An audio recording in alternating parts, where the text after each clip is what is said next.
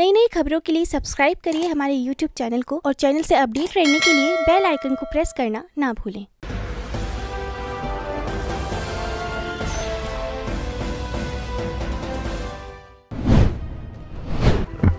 सिंधु जी, एक प्रश्न ये है कि जैसे 1 अप्रैल से 45 साल की से अधिक उम्र के लोगों को वैक्सीनेशन शुरू हुआ है।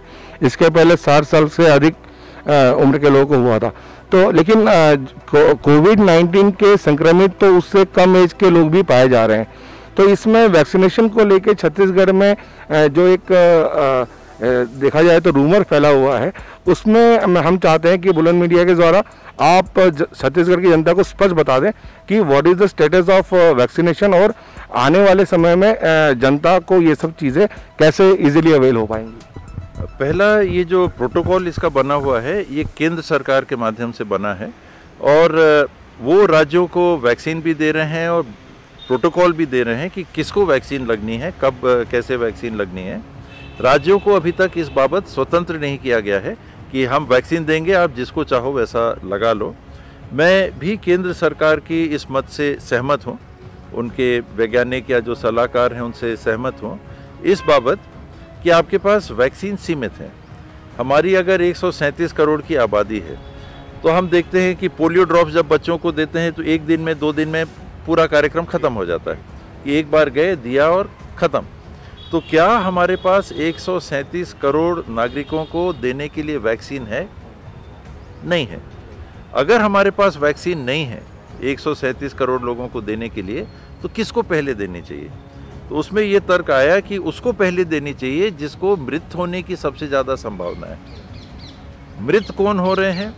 10 साल से कम उम्र के जो बच्चे हैं, इनमें प्रभाव बहुत कम दिख रहा है। दुनिया में भी और भारतवर्ष में भी 10 साल के नीचे उम्र के बच्चों में नहीं दिख रहा, तो ऐसा लगता है कि उनमें कुछ इम्यूनिटी है ऐसी। 10 साल से ऊपर हम जाते हैं, 18 साल या उसके ऊपर आयु वर्ग के 18 साल में इसलिए रुक जा रहा हूँ क्योंकि वोटर हैं। ये 40% देश की आबादी लगभग मानी जाती है जो कि 18 साल से कम की है। तो 18 साल से नीचे के भी बच्चों में बहुत कम प्रकरण देखने को मिले हैं जो कि घातक साबित हुए हैं, जिसमें मृत्यु हुई है। कोरोना पहुंच सकता है लेकिन उससे मृत्यु के मामले बहुत कम सामने आए। मृत्यु के मामले कहाँ दिख रहे हैं? अब हम ये जो आयु वर्ग हमारा रूटीन का बना हुआ है, 18 से 35 साल हम युवा मानते हैं एक हिसाब से। तो देश की आबादी 66% या उससे ज़्यादा 35 साल या उससे कम की मानी जाती है। 40% निकल गए जो वोटर नहीं हैं 18 साल से कम उम्र वाले। तो अब कितने बचे? 26% बचे। 34% हैं 35 साल से ऊपर वाले और 26% हैं 35 साल से कम वाले। 35 साल से कम वालों में भी इसका प्रभाव जो कि जानलेवा साबित हो रहा है वो कम दिख रहा है, बहुत कम दिख रहा है। उसमें कोई दूसरी कोमॉर्बिडिटीज़ हों, कोई और बातें हैं तो आपको उसमें किसी की मृत्यु की बात सामने आई है, वरना कम। अब ज़्यादा मृत्यु किस में दिख रही है? 60 साल से ऊपर या 45 साल से ऊपर में अगर आपको कोमॉर्बिडिटी है, 20 ऐसी बीमारियां चिन्हांकित की गई हैं, ये बीमारी आपको है तो कोरोना आपके लिए ज़्यादा घातक साबित हो सकता है। तो अब आपके पास वैक्सीन कम है, अब आपके पास ये जानकारी है कि 10 साल से कम उम्र के बच्चों को ये बहुत कम प्रभावित कर रहा है, 18 साल से नीचे वालों को नहीं के बराबर प्रभावित कर रहा है, 35 साल से बल्कि 45 साल तक की उम्र के लोगों में ज़्यादा फर्क नहीं दिख रहा है, उसमें डेथ्स हो रही हैं लेकिन उतना नहीं।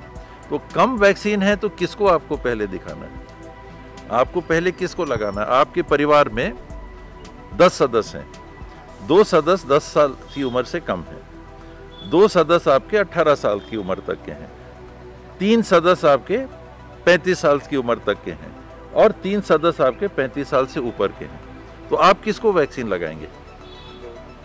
जिनको मृत्यु का ज़्यादा खतरा है, एज भी नहीं। अगर एज भी हो और मृत्यु ना हो तो उनको उम्र वालों को लगाने की ज़रूरत नहीं है। लेकिन 80 से 90% जो मृत्यु हो रही है वो इस वर्ग की हो रही है जो 60 साल के ऊपर हैं या जिनको दूसरी बीमारियां भी हैं। इसलिए ये निर्णय लिया गया कि पहले इनको कर लो, इनको बचाने की कोशिश करो, फिर दूसरे आयु वर्ग में आओ, फिर और लोगों के लिए इसको सबके लिए खोल दो। तो सबके लिए खुल जाएगा कुछ समय में।